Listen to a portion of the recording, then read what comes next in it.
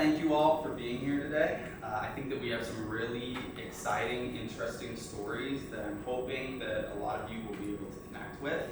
And I also want to thank you for your presence given the job that we're working at, right? It's really difficult at times to find the time to dedicate to listening to other people's stories.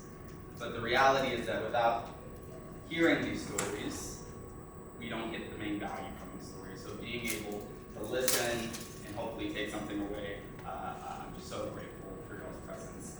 I also want to give a thank you to Tawny, to Haley, to Jen, to Farlita, all for helping to really run this Inclusion Accelerator. It means a lot to all of us. So thank you all so very much for that. That is really appreciated.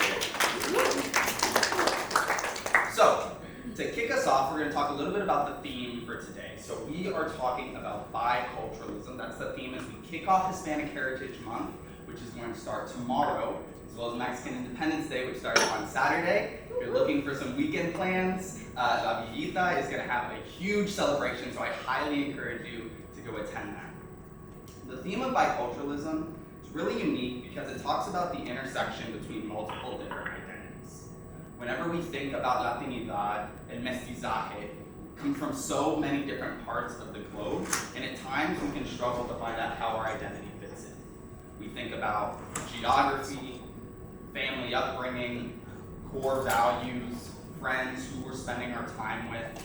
This all factors into what our core identity is. So, I'm sure that you're going to be very excited to hear a lot of the issues and a lot of the problems that we encounter on a day-to-day basis and how we reconcile and really affirm and empower all of our identities. So let's get right into it. I'll give you a quick introduction about myself, if the clicker works. Maybe not. Right here, we're already seeing the many roles of our staff, of our consultants, of our BS team. Amazing. Okay, perfect. So we're going to do our welcome, and then we're going to drive straight into it. Okay. We have myself, Orlando Hernandez, Maria Velasquez, and Igor Abel. A little bit about me. I grew up in Kansas City, Missouri. That is where I call home. I got my education from Washington University in St. Louis. I pursued a bachelor's in economics and then ended up pursuing an MBA immediately thereafter, right in the thick of COVID, in entrepreneurship and product management. I joined a little over a year ago as a senior associate. I've really found a home, particularly within the BLX community. Some things outside that you may not hear whenever you think about my story holistically is that in addition to consulting, I also work as a personal trainer at the Chicago Athletic Clubs. I don't know if any of you all are members there, but I work at the Lakeview Athletic Club. I also work as a professional videographer for a lot of salsa and bachata events in Chicago and beyond. So last weekend I was actually working for the Chicago Los Bachata Festival, which was a fantastic time. I also engage a little bit in authorship, so currently writing a book, and my cultural background is that my father was born in Zaragoza, Spain, and my mother was born in Laredo, Texas, but her origins kind of trace back to Nuevo León. It's a little bit of a border crossed us situation.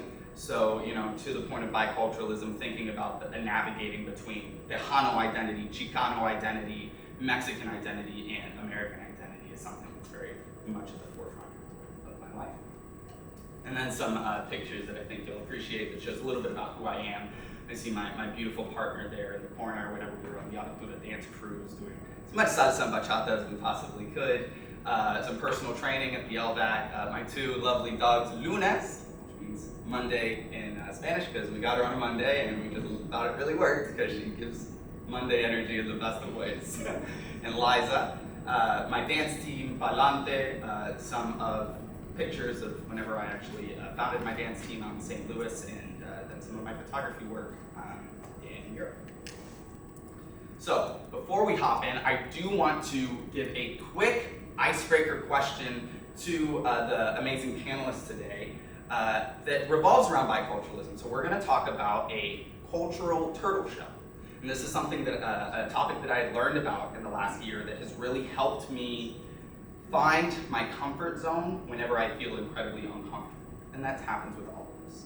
So a cultural turtle shell is something that you do that provides you a lot of support and comfort whenever you feel isolated from your identity.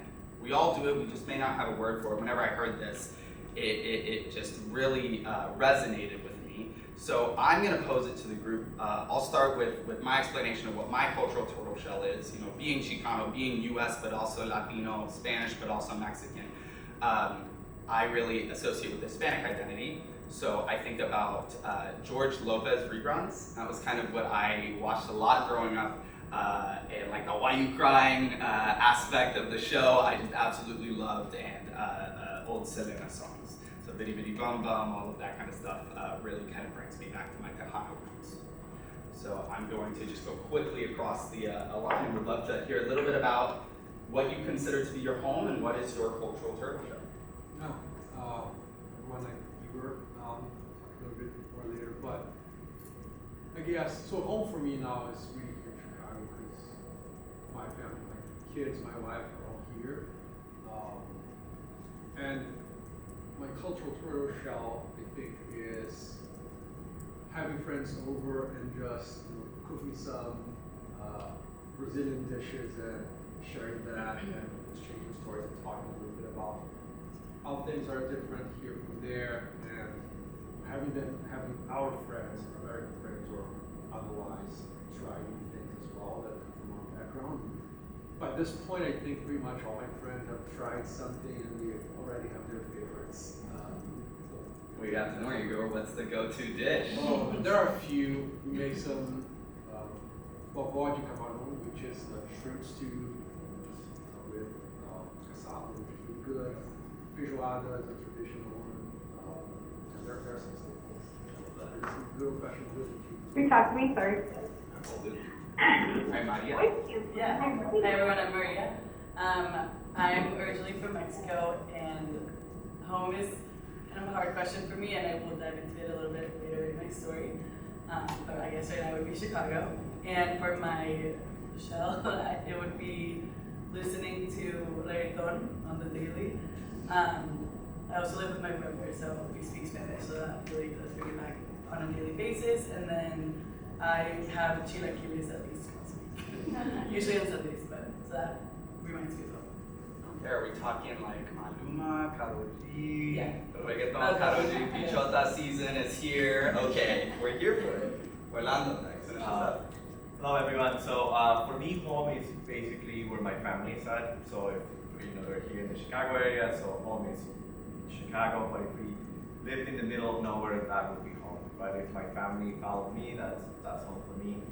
As far as my cultural turtle shell, it's really funny because when Austin would give me the heads up, I started thinking, and at first I thought I didn't have one, and then I have to think a little bit deeper. And I really love cars. That's one thing about me that I love.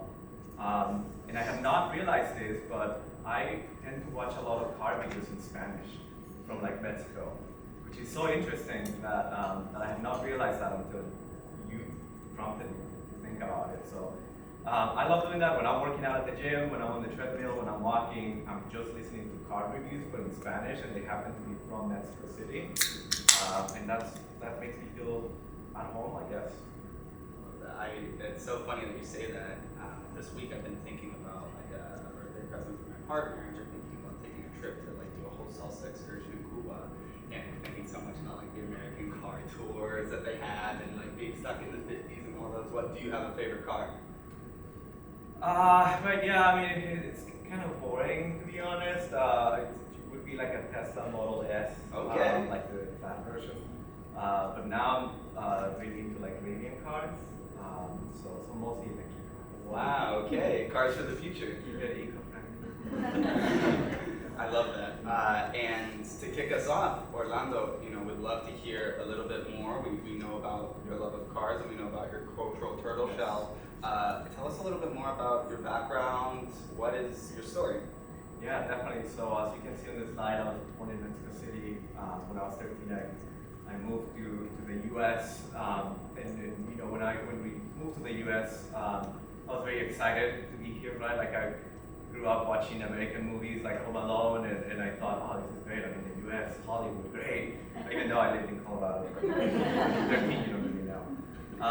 And then I showed up to high school, and I thought, okay, I'm gonna join the soccer team, and it's gonna be great, and everything's gonna be awesome. So I show up to the soccer coach's office, and I look at him and I go like, wait, how am I gonna talk to him? I don't really talk the language. And I very quickly realized that I was gonna come across some huge roadblocks because I couldn't communicate with people here in the US. So eventually so number one, I did not join the soccer club because I was afraid I wasn't gonna understand anything, and I couldn't really. So I came up with a couple of strategies.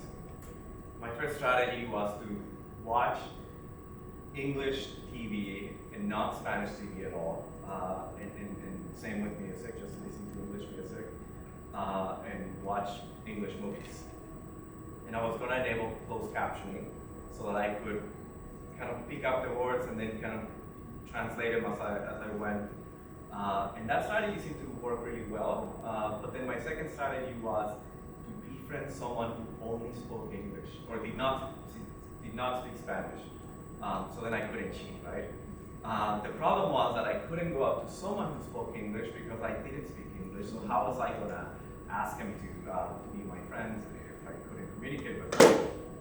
But my first day in my ESL class, which is English as a second language, I met this kid from Russia. His name is John, and I very quickly knew he was gonna be the one.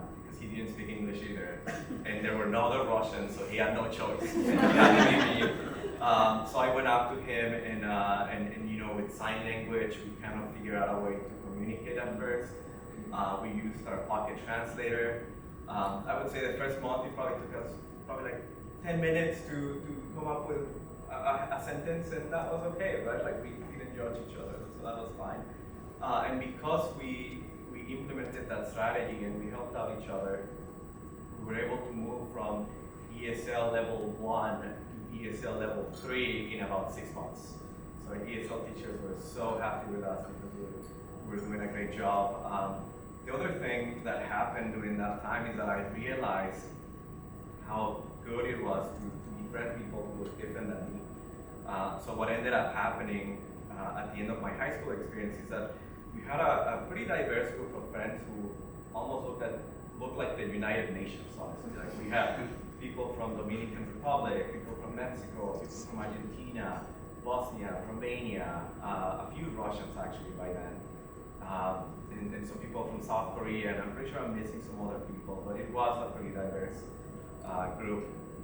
So once I graduated high school, I moved to Wisconsin.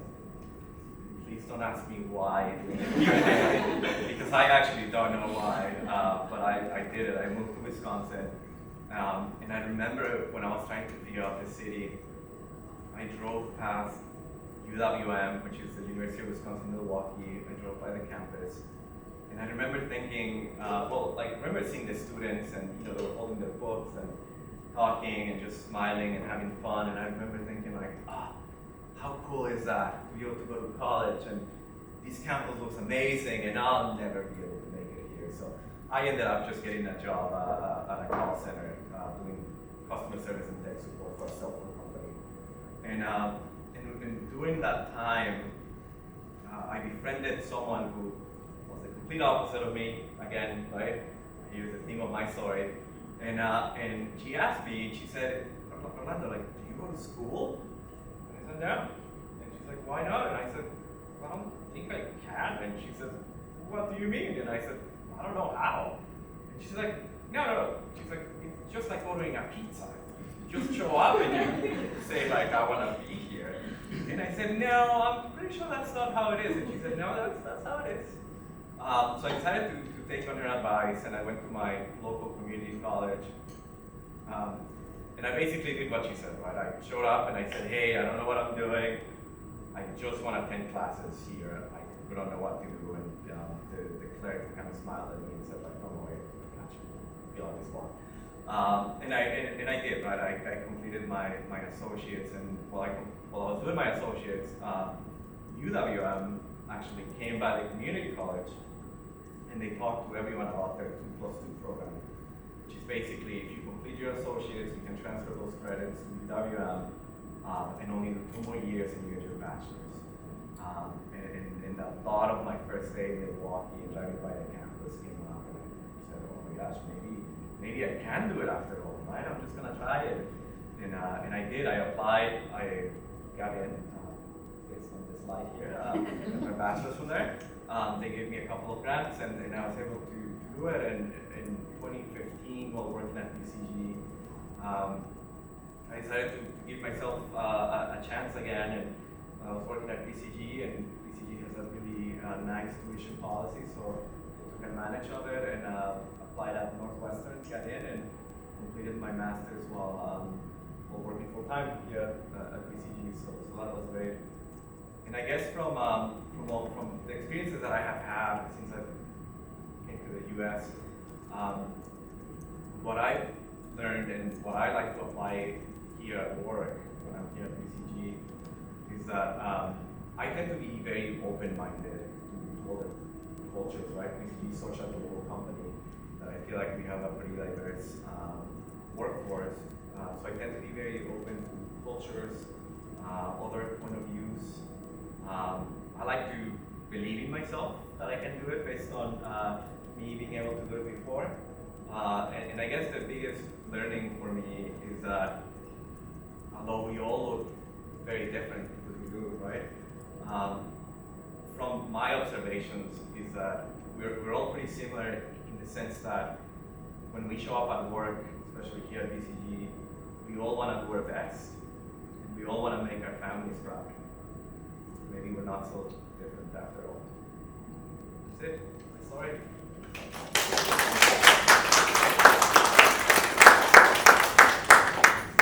Fernando, I think that's such an inspiring story, and I love how we kind of wrapped it up saying that we all come from so many different perspectives, but there are also so many things that bring us together. And I think that's particularly true for a globally diverse company like BCG. I am curious, making that transition early in your childhood and then having all of this exposure to these different people and your friend John, how did your perspective of your worldview influence how you went about engaging with that global cohort that you had, with university, and then ultimately, I guess, at BCG as well? Yes, so I would say, before moving to the US, just thinking about like my middle school, elementary school years, I used to gravitate towards people who looked the same, who wanted the same. So like I still love playing soccer, even though I don't play soccer that often anymore, but I used to go to like the soccer kids, right? I used to go to like the sporty kids. And that's who I really would hang out with. And I would just stay really close to people who I knew I would like. And moving to the US and knowing that I had to be more open, because all of a sudden what you're really comfortable with is now really uncomfortable because you can't even speak the language.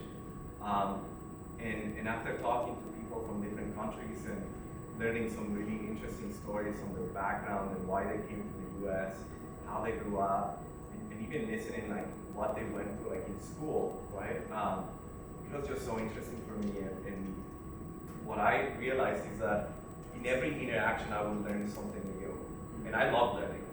So I started to seek out people who look different than me, as opposed to seeking out people who look similar to me, because I knew that by interacting with people who look different than me, I would take something away rather than just enforce what I already know. I think that's something we can all learn from your story. Is oftentimes it's very easy and comfortable for us to engage with people that look like us, that speak like us, that have our background. And it's like that saying that we're the amalgamation of our 5 closest friends. But to get out of your comfort zone, you really didn't have a choice. Going through all of these different parts and seasons of your life, you got a more rich and interesting perspective. audience, and I see so many different ethnicities, so many different backgrounds, and it's uncomfortable, but certainly something that I think enriches not only our professional life, but our personal life as well. Thank you so much for sharing, everyone. Maria. All right.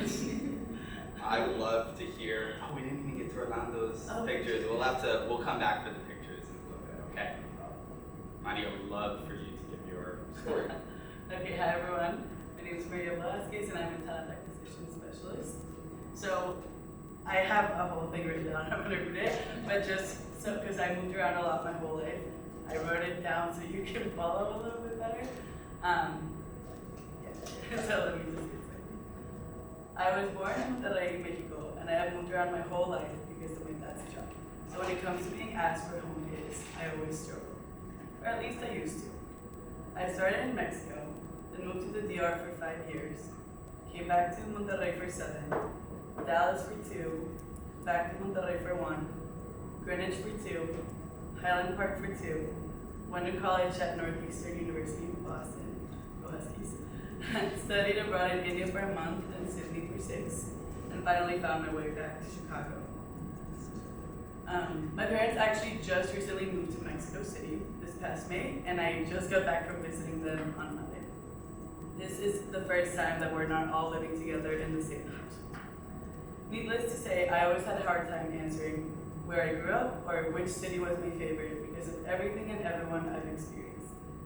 I've now lived in the US for more than half of my life, which is crazy to say, as well as became a US citizen a little over a year ago. Fun fact, I was interviewing for my citizenship and this job on the very same day, and it really felt like divine timing. A little bit about me and my family, and there's pictures for that.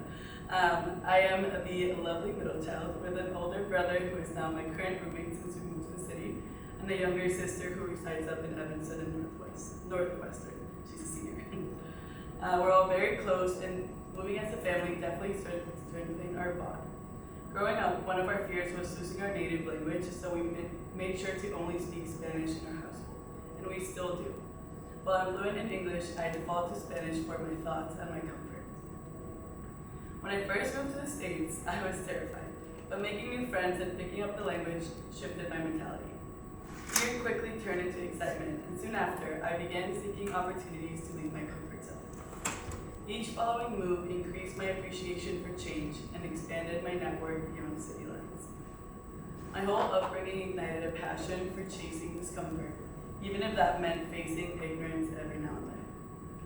I'm going to talk about a few of those instances that have stuck with me and that have helped me shape me to the person that I am today. So meeting Latinos as I was growing up, especially from Mexico, was always exciting because of the nationality and culture that we share. However, time and time again, I would be called or referred to as fake Mexican because I lived in the US. This led me to feel insecure about my true Mexicanness and further complicated my perception of home. I also faced a lot of ignorant comments from non-Latinos throughout my middle and high school years. Comments us Latinos were so accustomed to hearing that sharing anecdotes among Hispanic friends usually ended with a laugh and an, "Oh yeah, I've heard that one before." I brushed up most of those comments because I knew they came from a place of ignorance and not malevolence. But one specific comment stuck with me. In high school, while comparing ACT results with peers, one of my classmates said to me, "How did you get a better score than me? You're Mexican." I stared at her in disbelief, and it was then I realized that people would always make assumptions about my abilities because of my identity.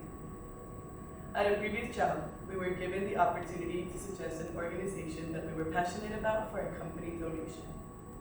I chose an organization that facilitated the naturalization process for low-income immigrants. This org meant a lot to me as I had just become an American citizen myself at the time.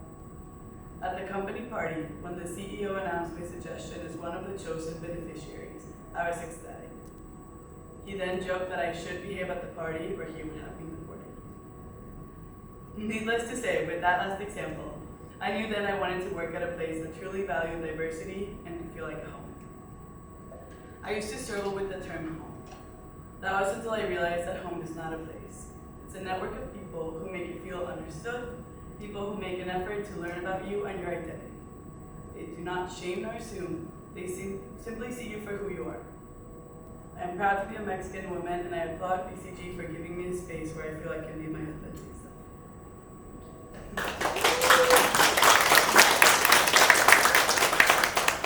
And then these are some pictures from Monterrey, Chicago, my dad and I when I got my citizenship, Mexico City. That was our house in Highland Park, which is where I lived the longest, which is so weird. It was very nostalgic to see, but I'm really excited to live in the city now. And then that's my family at a wedding in Mexico, and then Christmas time, and then my grandparents, who mean a lot to me as well. I think about, I don't think I ever shared with you, like one of my favorite bands is like La Tracalosa de Monterrey, and like just the banda music. I think it gets slept on a lot because you know reggaeton is so popular for like the non-Latinos that don't know too much about music. Like we're always kind of supporting the Bad Bunnies of the world and the Osunas, but Peso Pluma is on the come up. Absolutely. He's giving like visibility to Mexican music.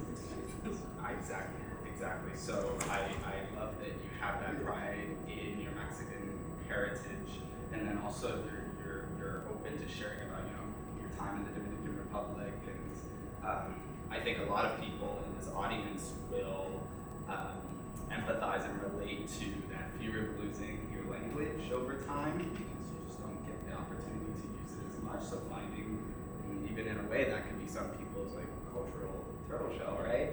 I know I would struggle with that a lot being like U.S. born, but from like Mexican and Spanish background. I'm curious to know how, with this global network of friends and family, how does that work in relation to BCG? I mean, this is where we work, this is where we spend so many of our waking hours, but at the same time, it can be difficult to find community on the 47th floor in one of the tallest buildings of Chicago. But it's here, exactly, and you were talking about the incredible diversity. So how do you balance friends in BCG, friends outside of BCG, making it all kind of work for you? I think just finding time for everyone. I have a great team who's right here, and I always talk to them about my culture and everything, and it's great. And then also like friends outside of home, maybe like, especially the people in Chicago, like making the time during the week, or incredibly busy weeks, just like time for happy hour, brunch, whatever. And then with people not in Chicago, I just make the time to at least like monthly, like FaceTime, texting. There's a lot of Instagrams. I like keep up with people through there, like stories, calls, etc. So I think just like making the time to talk to every one of them, or at least some sort of check-in, is what's making like keep my network how it is and meeting new people. I also think about something that I've heard from so many of my Latino friends and I struggle with, which is this idea of like, oh, you're not Mexican enough, oh, you're not Latin enough. Heritage speaker versus native speaker, like U.S. born versus not U.S. born, like living in the U.S. versus not, geography, it all plays into a role, and even like colorism as well, right? Like, are you white enough, are you dark enough, what is Latinidad? And I think it's such a silly question because Latinidad is everything in a way, right? How have you kind of remedied or fought with this understanding of understanding yourself and your identity and what Mexicanness or Latinness is for you in a way that nobody's gonna tell you different, you know? I think it took me a little bit because I was always one of the tallest people in my grade when I was in Mexico, and I thought it was very strange because everyone's like shorter, maybe not as tan. I have a lot of like lighter skin friends. Like people don't even think I'm from Mexico. Like I just look different. So I think growing up, it took me a little bit of just like being more confident in myself, like getting to know myself, and then kind of not caring, if that makes sense. Like just like everyone's different, it doesn't matter what you look like. And then if I hear like any misconceptions or something, like having educated conversations with those people, like, oh actually that's wrong, but not getting angry or anything, like just being patient and having open conversations about like educating about my culture. Well, better space to do it than hear my story. Okay, we're gonna move on to our final panelist of the day, Igor. You have a little bit different of a story, right? We have Latinidad in a totally different flavor. But in the same way, we share so many of the same stories. I would love to hear your background and a little bit about your story. Sure, and actually we can click ahead. Yeah, absolutely. Off that a little bit. Excuse me. So, I was born in Brazil, from a city called Belo Horizonte here in the top left.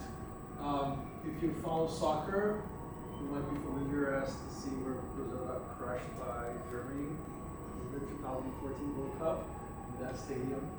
I live here in Chicago with my wife, our 2 kids. They're in the middle, that's Cesar and Oliver. They are 10 and 2. And my wife can't quite see, but it's down here with me.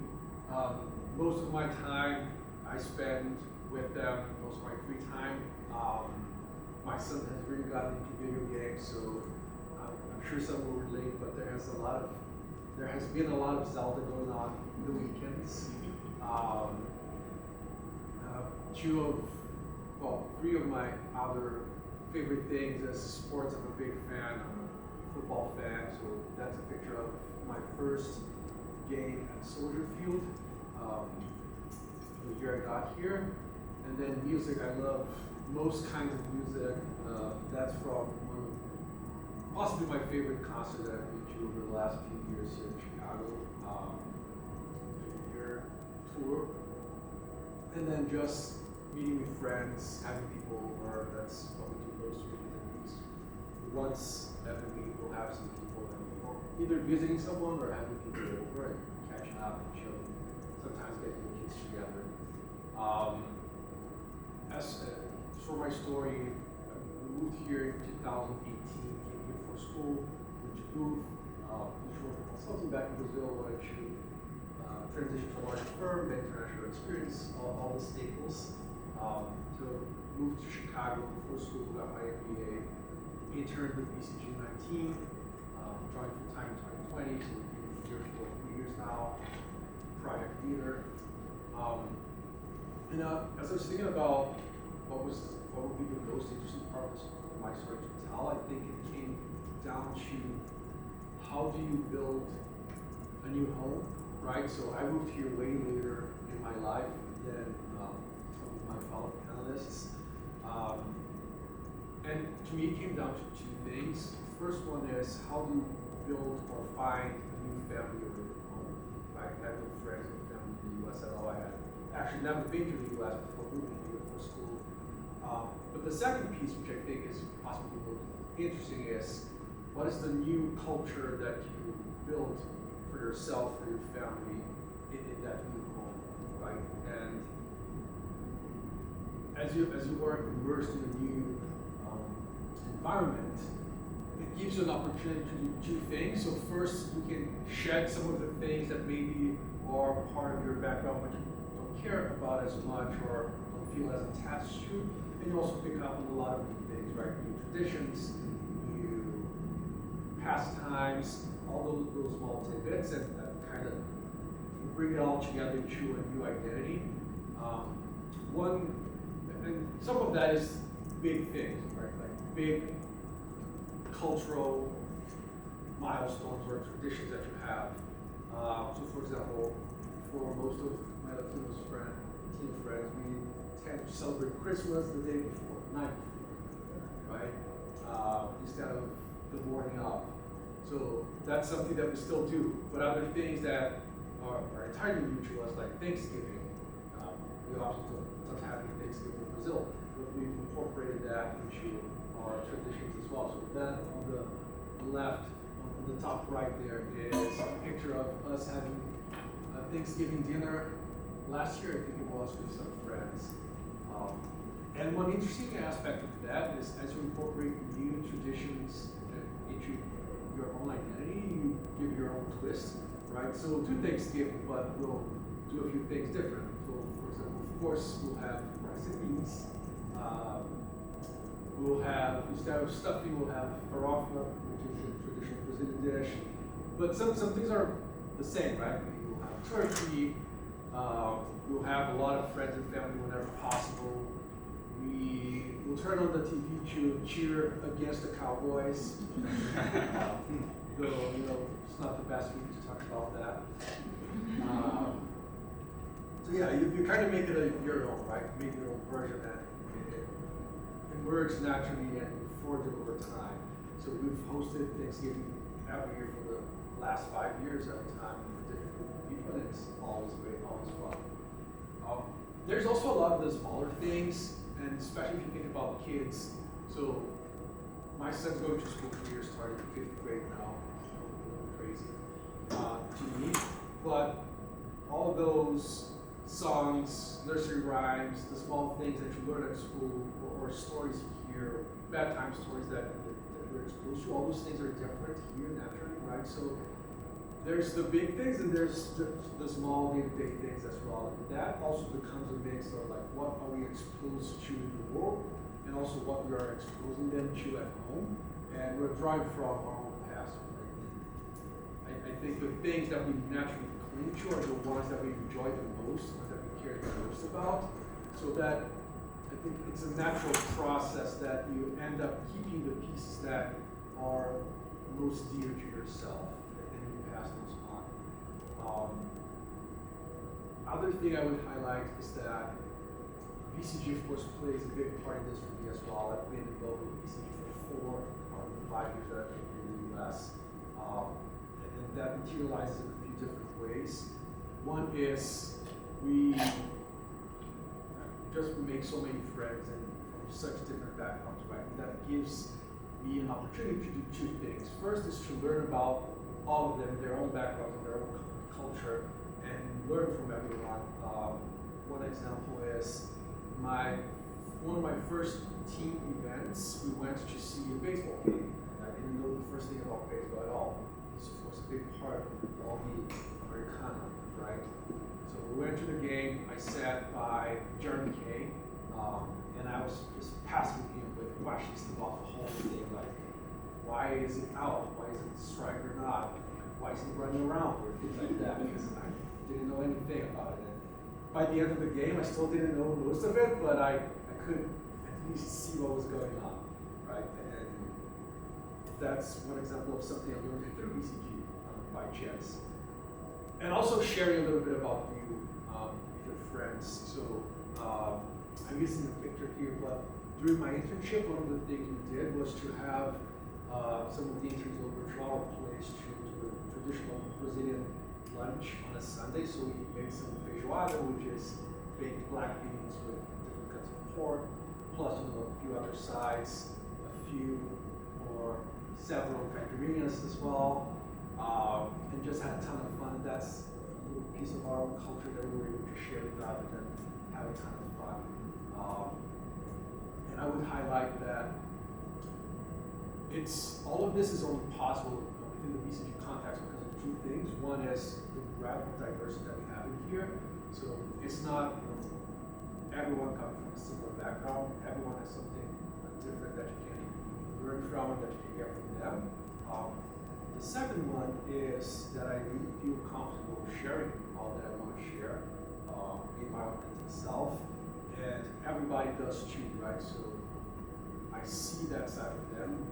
We're not all trying to confront your whole, we all share the same things. And that makes these opportunities arise. So I think that's it for me.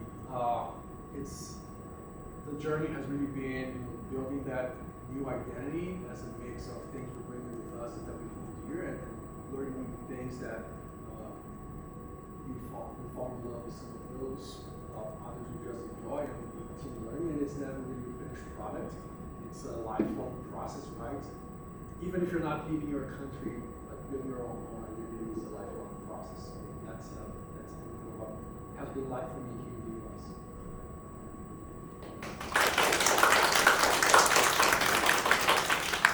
Also just want to say, I love that you both shared, Orlando and you are, about the games that you were playing with your kid, Legend of Zelda, I think I saw Minecraft, right? That's gonna be such a great memory for your children because, I think about my background, and I actually don't think I shared this with y'all, but I lost my father in my teens, and one of my favorite memories is playing Call of Duty together. And I could never, he was so busy like working just to put food on the table and making like $7, $8 an hour. And he was also trying to like sell baseball cards in his free time in carpentry. Just didn't have much time, but whenever he did, and I'm sure you have to work a lot. BCG can be an intensive job, but whenever you find that time to play some Legend of Zelda with your kid, they're really gonna appreciate that as they get older. They're gonna remember. I want to ask about, we talked about biculturalism in the sense of different worldviews, different friend circles. Curious to know about family life and work life and how you find the time and balance and prioritize the time. And then the other thing that I'm very curious about is in your family time when you're prioritizing these traditions, some of them sound like with feijoada and caipirinhas, you're bringing the nursery rhymes, you're bringing them with you intentionally, but then some of them are also like osmosis, a little bit like Thanksgiving. So how do you balance family and work life? Is it a harmony? What is it? And then also within family life, how do you decide what you're going to be intentional about and what you're going to let happen, especially as your kids start to get older and go to school and have all these other experiences where you kind of have to be hands off. Yeah. So it's a balancing act, right? It's not trivial because BCG, it's a demanding job. How I deal with that is weekends are for the family. We're always together. Pretty much now we're weekends. I know it should be given, but it's not always the case. So I'm actually intentional about it. And then just making time throughout the week, even if it's like a couple hours a week, to have dinner together, put the kids to bed, maybe eat a little bit, and have so. One of the good things that came out of COVID is added flexibility into the work day, so everyone can be offline for a couple hours and dial in later if you have a call or something. And travel has gone down as well, which helps. So I think that's how I try to balance it. And from a intentionality perspective, the one thing we were very intentional about is the language. Because it's so easy, kids are spending most of their time away from home and school, right, at some point when they're old enough, so we make it a point of only speaking Portuguese at home and making sure they know the language. My son was 5 when he moved here, didn't speak any English at all. It's also easier because both my wife and I are from Brazil, so we both speak Portuguese. Definitely makes it easier. But there's that added challenge, right? Like Spanish is almost as spoken, and depending on the city, as much as English, but Portuguese, it's not quite as much. There's a little bit of an added challenge there. That's true. And yeah, it's pretty much only at home that they do it, yeah, right? And that means that there's a more restricted vocabulary as well. One other aspect of that is being in touch with our family back in Brazil. Like, we haven't been visiting as much, but there's always someone visiting. My siblings, I have a brother and a sister, or my in-laws, or my parents. And even when they're not visiting, they're FaceTiming the kids and talking. That helps a little bit. And the last thing I would add is, even for the intentionality, I feel that still arises naturally, because it's the things that you think about the most will typically be the ones that are the most important for you, or the ones you remember more fondly from your own childhood and your own experiences back in Brazil, right? And you naturally want to share that with the kids. And to be fair, some of that will stick, some of that will not, right? There might be something that, hey, I used to love watching so-and-so or playing so-and-so when I was your age, and some of that just won't stick because they're into something else, which is a very natural process as well. It was the same between my parents and me, even though we were all back in Brazil, sure, the same back home. But that's it. I'm intentional about some things, but I don't worry as much because I feel in the end it's still a very organic process of building and shaping their identity, both for myself and as a family. I'm so grateful for all three of you sharing your stories. I think there's so much to learn around family life, working into work life, working into social life, working in your values from childhood, and I think very intentionally about kind of nurturing that inner child, because that is very much my anchor. I think for a lot of us, we have to find out what is our anchor in life, and what's that thing that we're always going to be able to come back to, and how are we going to come back to it. And maybe it's friends at the dinner table, maybe it's like a phone, maybe it's some cars, but I think it's good to think about and to talk to other people about how they do it and find some inspiration. So I hope that this was inspiring, and that you have some thought around how you can live a more purposeful life connected to whatever you ascribe to as your culture, and also that you can engage with other cultures in celebration of Hispanic Heritage Month, Hispanic culture, because Hispanic culture and Latin culture at the same time, because there is so much richness across the continent, and it's beautiful to be able to bring that all together in one room. I want to see if we have time for if there's one pressing question in the audience. Any big questions? If not, I think we would probably want to spend a little bit of time doing some closing remarks. How are we feeling on time? I know we have And we need to do Orlando slide. and we need to do Orlando slide. We can knock that out right now. Yeah, picture time. So I decided to include a timeline of events. As I told my story, you can get a good idea of, milestones that I've hit throughout my life, the different places I've worked. If you see P.F. Chang's and you're wondering, are you a server? No, I was actually a napkin roller. It's awesome. It's a part-time job. But on the left, that's my parents, my 3 kids. The older one is missing there. My wife, my dog Hannah at the top. She's very dramatic, so that's like the perfect picture for her. And then the dog at the bottom, Coda. He's awesome. So again, excellent picture for Coda. But yeah, that's my family. That's basically me in a nutshell.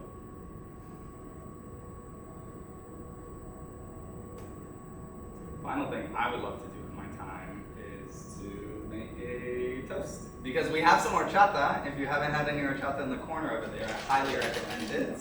Celebration of Hispanic Heritage Month en la Dia de la Independencia. One of my favorite drinks. I think it's also a nice little culmination of my cultures, because Mexican horchata, which is what this is very ricey and cinnamony. But horchata actually originated in Spain, and it was spelled with an X, and it is made with tiger nut. So it's got a totally different taste. But I will say I do enjoy the Mexican type of horchata much more. But I think that, through food, through connection, through community, we can kind of find a little bit more about each other and build a little bit more empathy, and especially in the year 2023, we could always a little bit more empathy. So, quiero hacer un brindis to Hispanic Heritage Month, and to our incredible panelists, and to everyone that had organized it, who's going to come and close us out for the day. Salud.